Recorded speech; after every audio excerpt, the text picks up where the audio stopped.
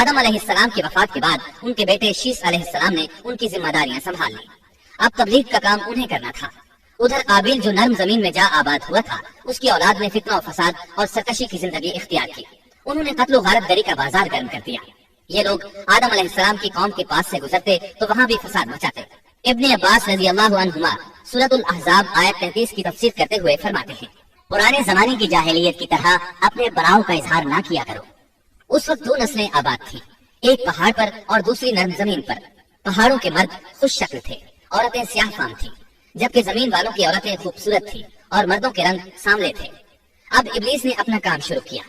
وہ انسانی شکل میں نرم زمین والوں کے پاس آیا اور ایک شخص کا غلام بن کر رہنے لگا۔ پھر اس نے بانسری شکل کی ایک چیز ایجاد کی اور اس کو بجانے لگا۔ لوگ اس آواز پر لٹو ہو گئے، اس کے گرد بھیڑ لگا کر سننے لگے۔ پھر ایک دن میلے کا مقرر ہو گیا، اس میں ہزارہا مرد اور عورتیں جمع ہونے لگے۔ اتفاق سے وہاں ایک دن ایک پہاڑی آدمی بھی آ گیا۔ اس نے میدانی عورتوں کے حسن و جمال کو دیکھا۔ اس نے اپنے قبیلے والوں سے ان کے حسن و جمال کا ذکر کیا۔ اب وہاں کے لوگ کثرت سے میدانی علاقے میں آنے لگے۔ اس طرح آہستہ آہستہ مردوں اور عورتوں میں اختلاط بڑھا، بدکاری اور زناکاری عام ہوئی، جبکہ یہ سب کام شیس علیہ السلام کی شریعت میں حرام تھے۔ یہ سب بیان کرنے کے بعد ابن عباس رضی اللہ عنہما کہتے ہیں، اللہ تعالیٰ کے قول وَلَا تَبَرَّجْنَ تَبَرُّجَ الْجَاهِلِيَّةِ الْأُولَى کی یہی تفسیر ہے، اور قدیم جاہلیت سے یہی مراد ہے، کیونکہ ان لوگوں نے زمین میں ایک عظیم فساد اور انتشار برپا کر رکھا تھا۔ شیس علیہ السلام اپنی قوم کے لوگوں کو سمجھاتے رہے کہ وہ ان شریر اور فسادی لوگوں کے ساتھ میل جول نہ رکھیں، لیکن شیطان مسلسل انہیں ورغلاتا رہا، یہاں تک کہ شیس علیہ السلام کے ساتھ بہت تھوڑے لوگ رہ گئے اور قابیل کی قوم میں بہت اضافہ ہو گیا۔ لوگ یوں ہی زندگی بسر کرتے رہے، یہاں تک کہ اللہ تعالیٰ نے ان میں ادریس علیہ السلام کو مبعوث فرمایا۔ اس بار ہم آپ کے لیے پیش کر رہے ہیں قصص الانبیاء۔ انسان کی فطرت میں کہانی یا قصص سے دلچسپی روز اول ہی سے پائی جاتی ہے۔ قصص کا لفظ عام طور پر کہانی یا داستان کے لیے استعمال ہوتا ہے، لیکن قرآن مجید میں انبیاء کے جو قصے بیان کیے گئے ہیں ان کی غرض و غایت کچھ اور ہی ہے۔ اللہ تعالیٰ نے انسانیت کا آغاز فرماتے ہی انبیاء کا سلسلہ شروع فرمایا۔ انبیاء اور رسول پے در پے آتے رہے۔ کہا جاتا ہے کہ رسولوں کی تعداد 300 سے زائد ہے اور انبیاء کی تعداد 1,24,000 سے زائد ہے۔ گویا اللہ تعالیٰ نے بنی نوع انسان کو سیدھا راستہ دکھانے کے لیے اتنی بڑی تعداد میں انبیاء اور رسول مبعوث فرمائے۔ قرآن کریم کے بیان کردہ قصص حقیقت پر مبنی ہیں، اس لیے دوسرے تمام قصص اور واقعات سے امتیازی حیثیت رکھتے ہیں۔ ان کا تعلق خیالات اور ذہنوں سے گھڑی ہوئی باتوں سے نہیں، بلکہ وہ زمین پر واقع ہو چکے۔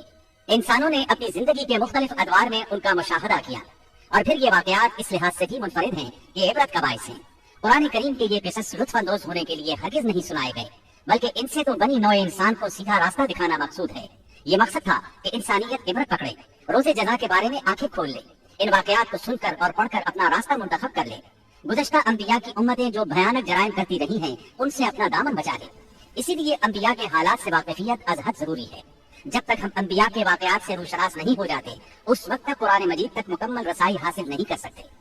کتنی بار سیدنا آدم علیہ السلام کا قصہ بیان ہوا، کتنی مرتبہ نوح علیہ السلام کا تذکرہ ہوا، اسی طرح موسیٰ علیہ السلام اور بنی اسرائیل کا ذکر آیا، فرعون کا واقعہ بیان ہوا۔ موسیٰ علیہ السلام اور فرعون کا ذکر تو قریب 70 مقامات پر آیا ہے اور مسلسل قصہ بیان ہوتا رہتا ہے۔ کتنی سورتوں کا نام انبیاء کے ناموں سے منسوب ہے، لہذا جو شخص ان قصص سے لا علم ہے وہ قرآن کے ایک بڑے حصے سے محروم ہے۔ ان واقعات سے رہنمائی حاصل کرنے سے ایک مقصد یہ بھی ہے کہ دعوت اللہ کا راستہ معلوم ہو جائے، لوگوں کو اللہ کی طرف بلانے کا ڈھنگ ہمیں آ جائے۔ اللہ کرے ہم بھی ان لوگوں میں شامل ہو جائیں جو اللہ کی طرف دعوت دیتے ہیں، ہم بھی نیکی کا حکم کرنے اور برائی سے روکنے والے بن جائیں۔ امر بالمعروف اور نہی عن المنکر کے صحیح راستے پر چلنا اس وقت تک ممکن نہیں جب تک کہ ہمارے سامنے کوئی ایسا نمونہ موجود نہ ہو جس کے مطابق ہم اپنے آپ کو چلا سکیں۔ اور صاف ظاہر ہے سب سے عظیم اور بے مثال نمونہ نبی اکرم صلی اللہ علیہ وسلم کی مبارک شخصیت ہے، جیسا کہ اللہ تعالیٰ فرماتے ہیں، یقیناً تمہارے لیے رسول اللہ کی زندگی بہترین نمونہ ہے۔ رسول اکرم صلی اللہ علیہ وسلم کے بعد سب سے نمایاں مثال اور نمونہ باقی تمام انبیاء کرام ہیں، پھر صحابہ کرام